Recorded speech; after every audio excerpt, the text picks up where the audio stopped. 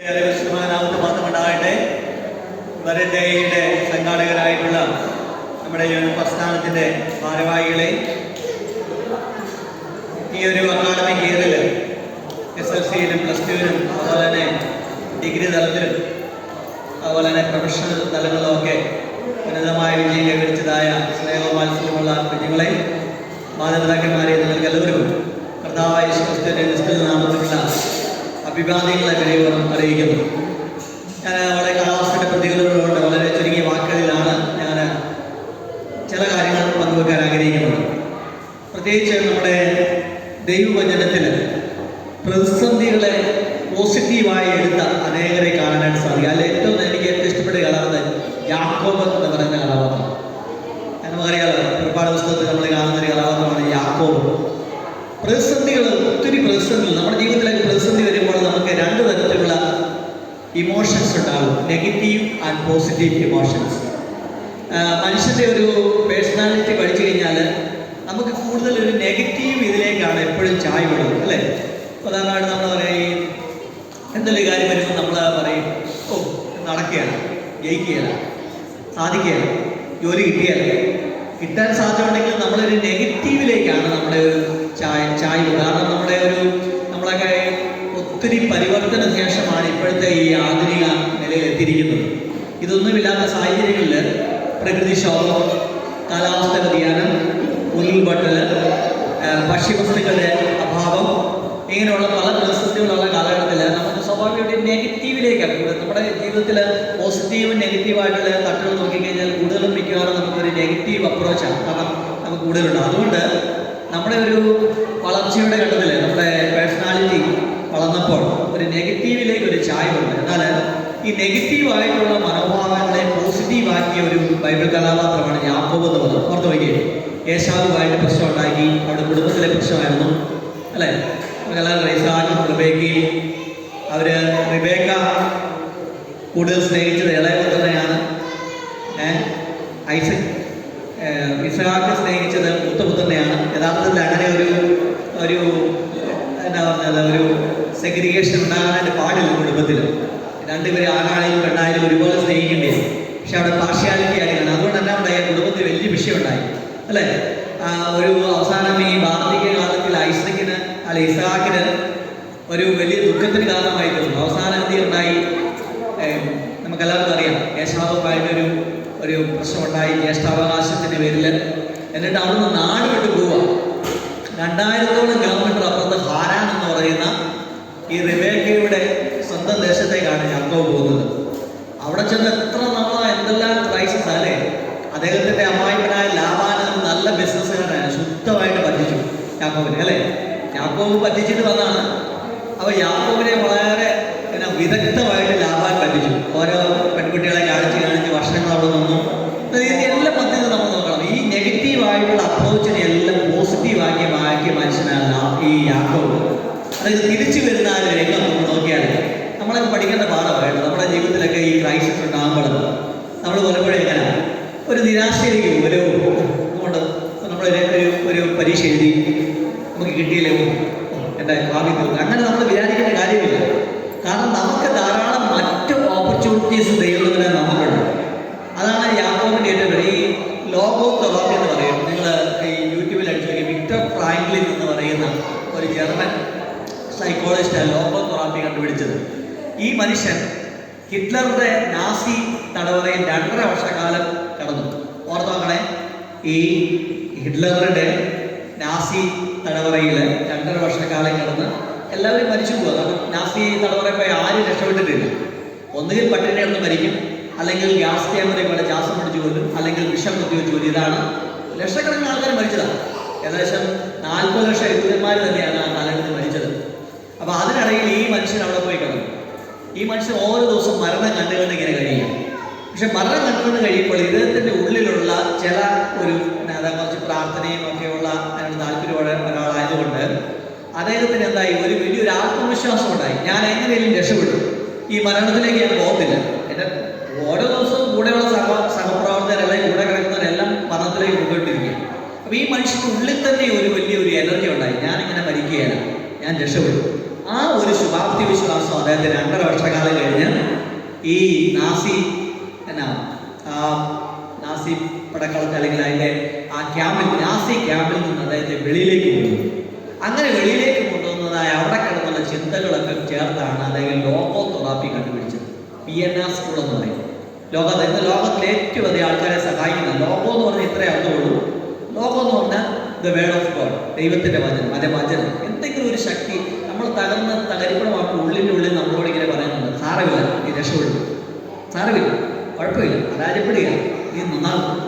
ഇതിനെയാണ് ലോഗോ എന്ന് പറയുന്നത്. നമ്മുടെ ഉള്ളിൻ്റെ ഉള്ളിൽ ഇങ്ങനെ ഏത് മരണത്തിൻ്റെ അവസരമാണെങ്കിലും ആ സമയത്ത് നമ്മളോട് സാരപ്പെടണം, ഞാനുണ്ട്, ധൈര്യമായി, അങ്ങനെയുള്ള ശബ്ദമാണ് ലോഗോ എന്ന് പറയുന്നത്. ആ ലോഗോയ്ക്ക് നമ്മൾ ചെവി കൊടുത്താൽ പ്രിയമുള്ളവരെ വലിയ മാറ്റങ്ങളാണ് നമുക്കുണ്ടാകുന്നത്. ഞാനിത് പറയാൻ കാരണം എന്ന് പറഞ്ഞു കഴിഞ്ഞാൽ ഇന്നത്തെ കാലഘട്ടത്തിൽ ഏറ്റവും ആവശ്യമുള്ള ഈ പോസിറ്റീവ് തിങ്കിങ് എന്ന് പറയുന്നത്.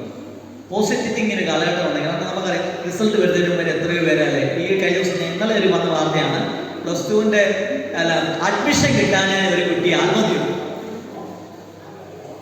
അഡ്മിഷൻ കിട്ടാൻ ആത്മഹത്യ, എന്തൊരു കഷ്ടമല്ലേ, എന്തൊരു ദുരന്തം അല്ലേ. അഡ്മിഷൻ കിട്ടിയില്ലെങ്കിൽ വേറെ അടുത്ത അലോട്ട്മെന്റിന് കാത്തിരിക്കുക, അല്ലെ വേറെ ഏതെങ്കിലും മാർഗം നോക്കുക, അതല്ല ചെയ്യുന്നത്. അഡ്മിഷൻ കിട്ടിയെന്ന് പറഞ്ഞാൽ ആത്മഹത്യ. അപ്പോൾ ഞാൻ പറഞ്ഞ ഇന്നത്തെ കുഞ്ഞുങ്ങൾക്ക് എന്താണ് ഈ മനസ്സിന്റെ കട്ടി, മനസ്സെങ്ങനെ നമുക്ക് കാണാൻ പറ്റില്ല, ബ്രെയിനിലാണ് പർപ്പസ് കലോസ്, അത് ഞാൻ പറഞ്ഞ മനസ്സിന്റെ കട്ടി എന്ന് പറയാൻ പറ്റില്ല. ഇത് വളരെ കട്ടി കുറഞ്ഞ ലോലമായ മനസ്സുള്ളവരാണ് നമ്മുടെ. പണ്ടൊക്കെ അങ്ങനെ ആയിട്ടില്ല. പണ്ട് 5 കിലോമീറ്റർ നടക്കണം, 10 കിലോമീറ്റർ നടക്കും, ഉച്ചയ്ക്ക് കഞ്ഞിയില്ലായിരിക്കും. പരീക്ഷയിൽ ഇന്നത്തെ പോലെ സഹായിക്കാൻ മാതാപിതാക്കന്മാർക്ക് അറിയത്തില്ല, മിക്കവാറും തോറ്റു പോകുമായിരിക്കും. എങ്കിലും പിന്നെ എഴുതും, ചിലപ്പോൾ 5 പ്രാവശ്യം എഴുതും. അങ്ങനെ അനുഭവങ്ങളുടെ കാഠിന്യം കാരണം നല്ല മനക്കരുത്തുള്ളവരായിരുന്നു. ഞങ്ങളിപ്പോൾ ഈ ആൽഫ ജനറേഷൻ, ബീറ്റ ജനറേഷൻ, അല്ലെ, ഗാമ എ ജനറേഷൻ, ഞാനൊക്കെ നിൽക്കുന്ന കാലഘട്ടമാണ്. എൻ്റെ മുമ്പിലുള്ള അതിലും വലിയ മനക്കെട്ടുള്ളായിരുന്നു. കാരണം ഒരു സൗകര്യമില്ല. വീട്ടിലൊരു നല്ല ഇലക്ട്രിക്, ഞാനിപ്പോൾ ഓർക്കട്ടെ, ഇപ്പം കറണ്ട് പോയാൽ നമുക്ക് എന്തൊരു അസ്വസ്ഥതയല്ലേ. പണ്ട് നമ്മുടെ അപ്പച്ചനും അമ്മച്ചിമാരും ഒക്കെ വിളക്കും വെട്ടത്തിൽ കഴിഞ്ഞിരുന്നവർ പുറത്ത് നോക്കി അവരെങ്ങനെ ജീവിച്ചു കാണും. ഇപ്പം കറണ്ട് പോയാൽ നമുക്ക് ഒരു 1/2 മണിക്കൂർ ആകെ അസ്വസ്ഥതയാണ് അല്ലേ. നമുക്ക് AC-കാരൻ നമ്മുടെ കൈ കിട്ടിയാൽ നമ്മൾ അവരെ പിച്ച് ചെയ്തു അല്ലേ. കാരണം നമുക്ക് ഈ കറണ്ട് പോയാൽ നമ്മുടെ നെറ്റ് പോകും, പല കാര്യങ്ങൾ പോകും, നമുക്ക് വെട്ടമില്ലാതെ ജീവിക്കാൻ പറ്റത്തില്ല, ഇരുട്ടിൽ കഴിയാനായിട്ട് പറ്റത്തില്ല. പക്ഷെ നമ്മുടെ അപ്പച്ചന്മാരും അമ്മച്ചന്മാരും എങ്ങനെ സർവൈവ് ചെയ്തു നമ്മൾ ഓർക്കുകയും. അത് ഇന്നത്തെ പോലെ വലിയ കോൺക്രീറ്റ് വീടുകളൊന്നും അല്ല, ചുമ്മാതെ പുല്ല് മേഞ്ഞോ ഓല മേഞ്ഞോ ചാണകം മെഴുകി തറയ്ക്കകത്ത് ഈ അപ്പച്ചനും അമ്മച്ചയും കിടന്നപ്പം അന്ന് വിളക്കായിരിക്കും, മണ്ണെണ്ണ ആണോ എന്ന് എനിക്കറിയാം. അന്നത്തെ കാലത്ത് എങ്ങനെയാണ് അവർ സർവൈവ് ചെയ്തത്. എന്നിട്ടും അവരാരും ഞങ്ങൾ മടുത്തു എന്ന് പറഞ്ഞ് ജീവിതം അവസാനിപ്പിക്കുന്നില്ല. കർത്താവ് കൊടുത്ത അവസാന ശ്വാസം വരെ അവർ ഇതിനെ പൊരുതി മുമ്പോട്ട്. അപ്പം എനിക്ക് പറയാനുള്ളത്, നമുക്കൊരു കോൺഫിഡൻറ്റ്, ഈ പോസിറ്റീവ് മെന്റാലിറ്റി ഉണ്ടാകും. നീറ്റിൻ്റെ പരീക്ഷ തൊട്ട് ജീവിതം ഇല്ലാതാകുന്നില്ല കേട്ടോ. നിങ്ങൾക്കറിയാമല്ലോ, ഈ മൈക്രോസോഫ്റ്റിൻ്റെ എൻ്റെ ഫൗണ്ടർ കോളേജ് വിദ്യാഭ്യാസത്തിന് പഠിത്തം നിർത്തിയാണ്. എന്താ വെച്ചാൽ അദ്ദേഹം ഹാർവാർഡിൽ പഠിക്കാൻ പോയിട്ട് 1-ാം വർഷം കഴിഞ്ഞപ്പോഴേ പുള്ളിയുടെ കപ്പാസിറ്റി അധ്യാപനം എൻ്റെ മുന്നേ വേറെ പരിപാടി ഹാർവാർഡിൽ പഠിക്കാനും നിലകളാണ് പുള്ളി എവിടെയൊക്കെ. പക്ഷേ എന്ന് വെച്ചാൽ അദ്ദേഹം പരാജയപ്പെട്ടില്ല. ലോകത്തിലെ ഏറ്റവും വലിയ മൈക്രോസോഫ്റ്റ് എന്ന് പറയുന്ന, ഇപ്പോഴാണല്ലോ അദ്ദേഹം ലോകത്തിലെ ഏറ്റവും വലിയ ധനവാന്മാരുടെ 3-ാമത്തെ സ്ഥാനത്തേക്ക് പോയത്. അതുവരെ മൈക്രോസോഫ്റ്റാണ്. ഇങ്ങനെ എത്ര പേരാണെന്നറിയോ നമ്മുടെ ഇവിടെ തന്നെ, നമ്മുടെ കേരളത്തിൽ തന്നെയൊക്കെ എത്ര നല്ല എക്സാമ്പിളാണ്. ധാരാളം പേരുണ്ട്. ഈ KR നാരായണൻ, ഒരു സാധ്യതയില്ലാത്ത മനുഷ്യൻ ഇന്ത്യൻ പ്രസിഡന്റായി. അപ്പോൾ നമുക്കെന്നാ ഒന്ന് പരാജയപ്പെട്ടെന്നൊന്നും നമ്മളാരും ഭാരപ്പെടണ്ട. ഇനിയും ധാരാളം അവസരങ്ങളുണ്ട്, ഒത്തിരി സാധ്യതകൾ നമ്മളുണ്ട്. ഈ സാധ്യതകളെ കണ്ടെത്തി അതിനെ പ്രയോജനപ്പെടുത്തുക. ഇന്നിപ്പം ശ്രദ്ധിച്ച ഒരു കാര്യം, എഞ്ചിനീയറിംഗ് കഴിഞ്ഞാൽ എഞ്ചിനീയേഴ്സ് ഒന്നും ആയിട്ടൊന്നുമല്ല. ഈയിടെ രസകരമായിട്ട് മീൻ വളർത്തുന്ന ഒരു എഞ്ചിനീയറിംഗിന് ഇടുന്നതിനേക്കാൾ 10 ഇരട്ടി വരുമാനമാണ് മീൻ വളർത്തുന്നത്. അതായത് ടാക്സ് കൊടുക്കുന്നത് കൃഷിയുടെ ഭാഗം. എഞ്ചിനീയറിംഗ് ഓരോ മാസം വരുന്നതിന് ടാക്സ് കിട്ടി. ഇത് മീൻ വളർത്തലിന് എത്ര കിട്ടിയാലും 1 രൂപ പോലും ടാക്സ് കൊടുക്കുന്നു. അപ്പോൾ എഞ്ചിനീയറിംഗ് കളഞ്ഞിട്ട് മീൻ വളർത്തുക, അങ്ങനെ എത്ര പരിപാടിയാണ് നടത്തുന്നത്. അപ്പോൾ നമ്മുടെ മുമ്പിൽ അനന്തമായ സാധ്യതകളുണ്ട്. അതുകൊണ്ട് ആരും ഒരു പോസിറ്റീവ് മനോഭാവത്തെ മാറ്റി നെഗറ്റീവിലേക്ക് പോകരുത്. ഇപ്പം നമ്മുടെ ജോസി സാറ് തന്നെ, സഹോദരൻ, വീടെല്ലാം നഷ്ടപ്പെട്ടു, വേണമെങ്കിൽ എൻ്റെ ജീവിതം തീർന്നു കേട്ടോ, ഇനി എനിക്ക് സാധ്യതകളില്ല എന്നുള്ള ചിന്തിക്കുക അല്ലേ, ഒരു ഡിപ്രഷനിലേക്ക് പോകാം. പക്ഷെ അദ്ദേഹത്തിനുള്ള അദ്ദേഹത്തിൻ്റെ ആ ഒരു വലിയ പ്രശ്നത്തിൽ ലഭിച്ച ഒരു സ്വാധീനവും പ്രാർത്ഥനയൊക്കെ ഉള്ളതുകൊണ്ട് അദ്ദേഹത്തിന് ഒരു വലിയ പ്രതീക്ഷയുണ്ട്. എന്നാ, ഈ വീട് പോയതുകൊണ്ട് എൻ്റെ ജീവിതം തീരുന്നില്ല, ഇതുപോലുള്ള പല വീടുകൾ തരാൻ കഴിയുന്ന ഒരു കർത്താവ് എനിക്കുണ്ട് അല്ലേ. എനിക്കിനിയും ആയുസ്സുണ്ട്, ആരോഗ്യമുണ്ടെങ്കിൽ എനിക്ക് എത്രയോ വീടുകൾ സ്വന്തമാകും. ഒരു വീട് പോയി പോട്ടെ, അല്ലേ? അത് ആരുടെയും കുഴപ്പമാണല്ലോ. കാറ്റുണ്ടായി അങ്ങനെ സംഭവിച്ചു, ആർക്ക് വേണമെങ്കിലും സംഭവിക്കാം അല്ലേ? ഇപ്പോൾ ഈ ഫ്ലൈറ്റിൽ കയറിയ ആൾക്കാരെ നോക്കി അവർ സെൽഫിയൊക്കെ എടുത്ത് എത്ര സന്തോഷത്തോടു കൂടിയാണ്. പക്ഷേ 30 സെക്കൻഡ് കൊണ്ട് അവർ കത്തിച്ചാമ്പലായി പോയി അല്ലേ? നമ്മുടെ ഇവിടെ നിന്നുള്ളൊരു നേഴ്സിൻ്റെയൊക്കെ കാര്യം. പിന്നെ അതുപോലെ തന്നെ ഇംഗ്ലണ്ടിലേക്ക് കുടുംബമായി 3 കുഞ്ഞുങ്ങളുടെ ഒരു സെൽഫി നിങ്ങൾ കണ്ടോ? ഒരു ഹസ്ബൻഡ് ആൻഡ് വൈഫ്, ഹസ്ബൻഡിനോട് ഒന്നിച്ച് താമസിക്കാനായിട്ട് ഭാര്യ ജോലിയൊക്കെ രാജിവെച്ച് കുഞ്ഞുങ്ങളോട് പോയി. എന്താ സന്തോഷത്തോടെ കുഞ്ഞുങ്ങളെ ഫൈറ്റ് ചെയ്യുന്നത്. പക്ഷെ ഓർത്ത് നോക്കിയാൽ നിങ്ങൾ എവിടെയെങ്കിലും ഡെസ്റ്റിനേഷൻ എത്തിയോ? ഇല്ല, കത്തിക്കരിഞ്ഞു പോയി. DNA പോലും തിരിച്ചറിയാൻ പറ്റാത്ത അവസ്ഥയാണ്. DNA ഉണ്ടെങ്കിൽ നടത്തുന്നത്. ഇതൊക്കെയുള്ളൂ പ്രിയമുള്ളത്. നമ്മുടെ ലൈഫ് എന്ന് പറഞ്ഞാൽ ഇത്രയേ ഉള്ളൂ, അതിൽ കൂടുതൽ ഒന്നും പറയും. പക്ഷെ അതിനിടയ്ക്ക് ദൈവം തരുന്ന സാധ്യതകളെ നമ്മൾ പ്രയോജനപ്പെടുത്തണം.